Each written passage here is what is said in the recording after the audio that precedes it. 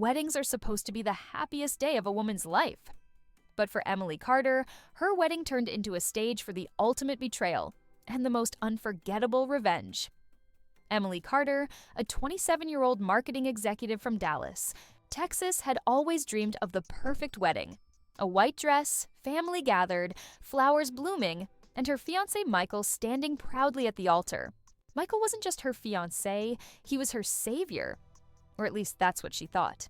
He was charming, successful, and knew exactly how to win over Emily's family. To everyone else, he was the ideal groom. But behind his polished smile was a dark secret that Emily only uncovered hours before she was supposed to walk down the aisle. That morning, Emily's younger sister, Lily, just 20 years old, locked herself in the bathroom, sobbing uncontrollably.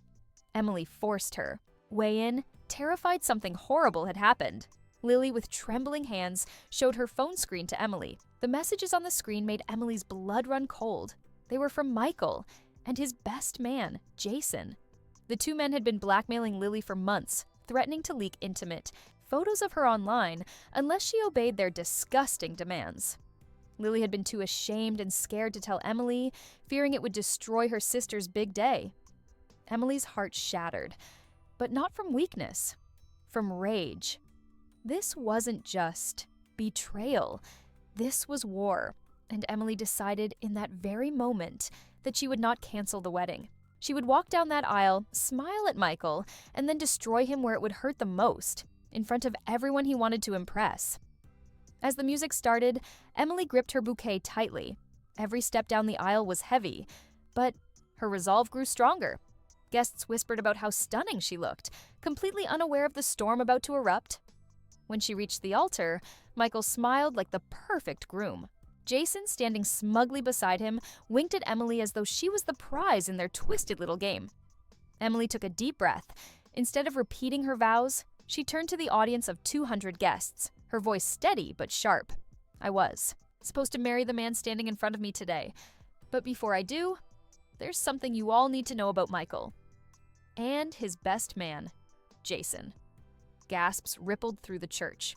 Emily pulled out her phone, connected it to the projector, and displayed the messages and photos for everyone to see. The crowd fell silent, except for the sound of Michael stuttering and Jason's face turning pale. Emily wasn't just exposing them. She was about to ruin their lives forever. The room erupted into chaos. Guests gasped, mothers covered their children's eyes, and whispers spread like wildfire. Michael's face went from confident grin to sheer panic, while Jason, usually so cocky, could barely stand. Emily didn't tremble. Her voice was sharp, echoing through the church as she narrated everything. How Michael and Jason had coerced Lily, how they had used her fear against her, and how they thought they could walk away without consequences. Every detail was laid bare. Michael tried to lunge forward and snatch the phone, but Emily stepped back, her bridesmaids forming a protective wall around her. Lily, still shaking, had tears streaming down her face, but for the first time, she looked relieved. Gasps turned to anger from the crowd. Michael's mother collapsed into a pew, sobbing. Jason's fiancée ripped off her engagement ring and hurled it at his chest. The priest, unable to continue, closed his book and muttered, "This ceremony is over." But Emily wasn't done. Most people, after such a revelation, would have fled the scene. But Emily, she wasn't the type to run. She was the type to fight back, and to make sure her revenge was carved into their reputation forever. She turned toward Michael. "You thought you could humiliate my sister in private. Today, I humiliate you in public."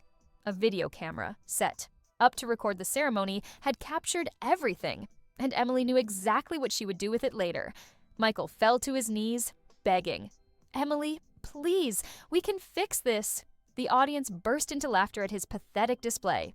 No one bought the act anymore. Jason tried to slip out quietly, but Emily stopped him cold.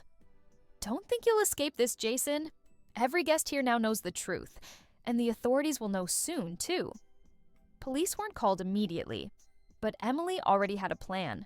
Instead of storming out in tears, she calmly placed her bouquet down, looked Michael in the eyes one last time, and said, "You will regret the day you thought you could break me. This isn't the end, Michael. This is only the beginning." With Emily walked out of the church with Lily at her side, leaving Michael and Jason standing in front of 200 horrified witnesses. Guests filmed everything, and within minutes, clips began popping up online. The perfect groom was now trending for all the wrong reasons. That night, Emily didn't hide away in shame. She met with a lawyer armed with evidence and the video from the ceremony. She wasn't just going to expose them socially, she was going to take them to court. And when Emily sets her mind on revenge, nothing can stop her. The morning after the wedding scandal, Emily met with her attorney, a sharp-tongued woman named Rachel, who specialized in civil lawsuits. Emily provided screenshots, Lily's testimony, and the video recording of the ceremony. Rachel didn't even blink.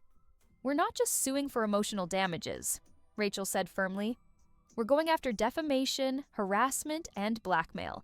By the time I'm done, they'll wish they never crossed your family." The lawsuit was filed within 48 hours. Michael and Jason, once local Golden Boys, suddenly became the town's biggest disgrace. Employers cut ties with them, neighbors whispered, and even their families avoided being seen in public. What Emily had unleashed was bigger than humiliation. It was justice. The courtroom was packed the day of the hearing. Reporters crowded. The steps, eager for the story of the wedding from hell. Michael showed up looking disheveled, no longer the polished groom. Jason, pale and shaky, refused to meet anyone's eyes. When Emily took the stand, her voice was calm and unwavering. She recounted everything: Lily's trauma, the manipulation, and the calculated cruelty of both men. She played the recordings of their messages for the judge, every disgusting word echoing across the courtroom. Michael tried to object, sputtering excuses about jokes and misunderstandings, but the evidence was undeniable. Jason broke, first admitting everything in a desperate attempt to reduce his own sentence. The verdict was swift. Both men were found guilty of blackmail and ordered to pay a staggering sum in damages. Michael's assets were seized, his reputation destroyed. Jason's engagement was long over, and now his career was too. Emily didn't smile when the gavel struck. Revenge wasn't about joy, it was about justice. But inside, she knew she had protected Lily and shown every woman in the courtroom that silence was no longer an option. Months later, Emily rebuilt her life. She didn't see herself as a victim anymore. She was a warrior, a protector, and a survivor. As for Michael and Jason, they were left with nothing, bankrupt, humiliated, and despised. Exactly as they deserved. Call to action. Stories like Emily's remind us that betrayal can break you, or it can make you stronger. If you believe justice should always win, don't forget to like, share, and subscribe for more powerful revenge stories. Your support helps us bring these incredible stories to life.